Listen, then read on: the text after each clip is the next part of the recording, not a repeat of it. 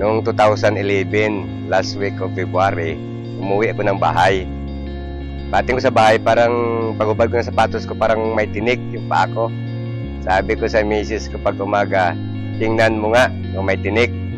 Sabi niya sa akin, sabi niya wala naman pero parang may puti na kasing laki ng munggo. After 4 days, nagpip yung taas ng paa ko.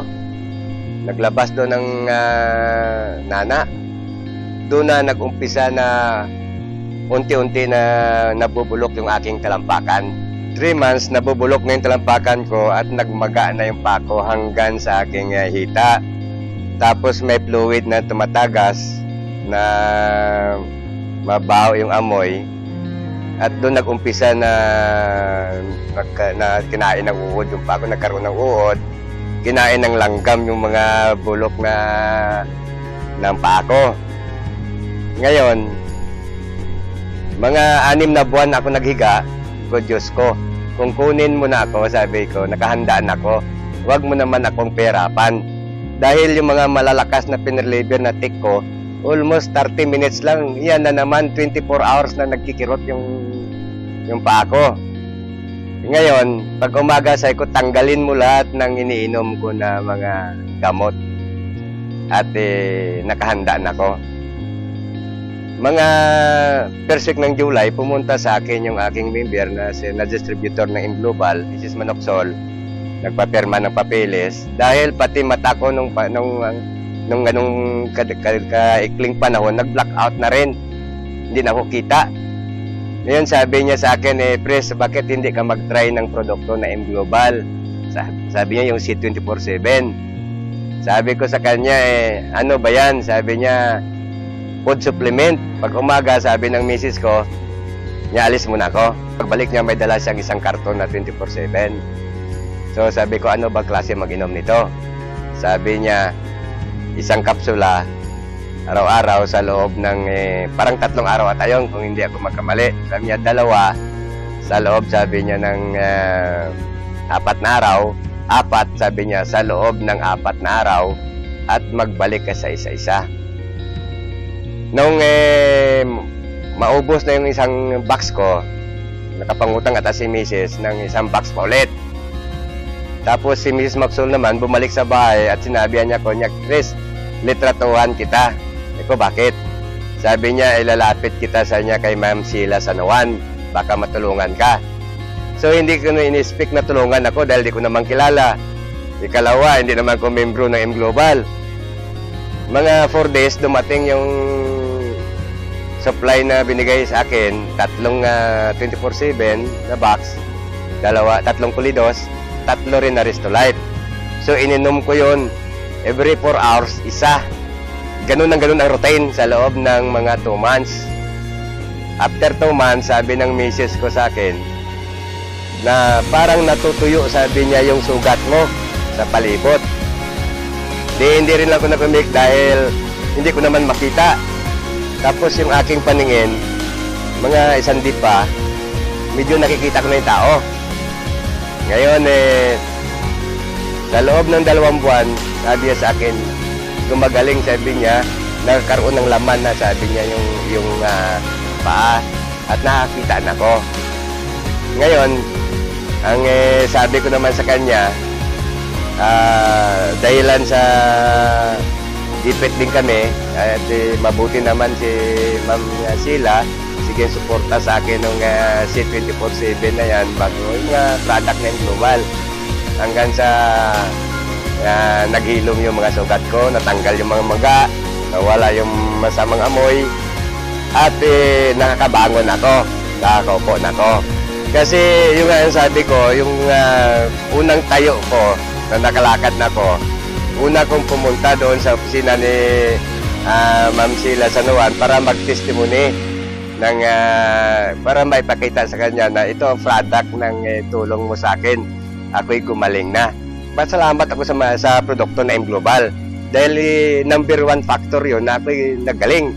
Ikalawa, doon sa kay Mrs. Manoxol, siya nag-introduce sa akin ng product na yan. At higit sa lahat, pinapasalamatan ko si Mrs. Sheila Sanawan Ma'am Sheila, ulit-ulitin ko ito, utang ko sa iyo ang aking buhay. Salamat, oh. Ako si Mr. Berilio Ligarde, 60 years old. Ito ang kwento ng aking buhay.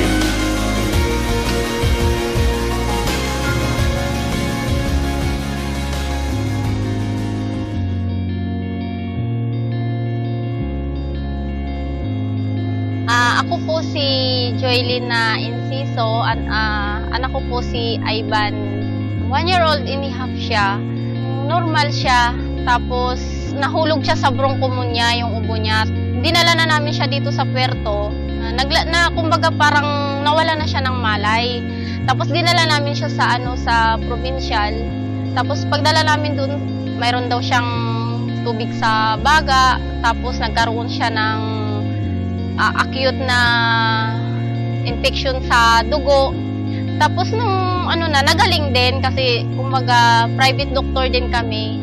Tapos yung 1 month kami doon sa provincial. Tapos paglabas niya, nagtataka lang ako bakit yung anak ko, bakit hindi na siya makabangon, hindi na siya makapagsalita na mama, bakit ganun? Bakit hindi siya makapagsalita na? Ang ginawa ko, naghanap ako ng therapy hanggang nakilala ko si Dr. Socrates.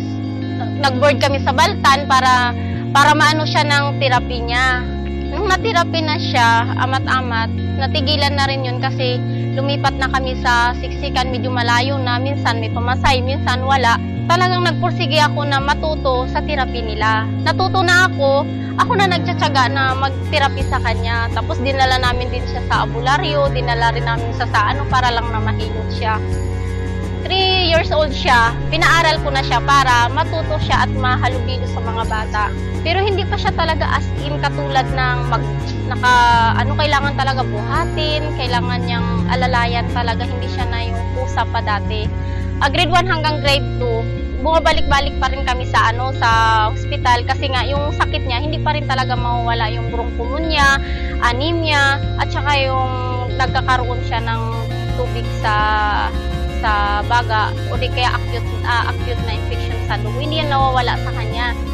Grade 3 na siya, pasukan, meron akong na-meet na yun na si Ate Lynn na Soriano. Naawa siguro siya dahil buhat-buhat ko si Ivan.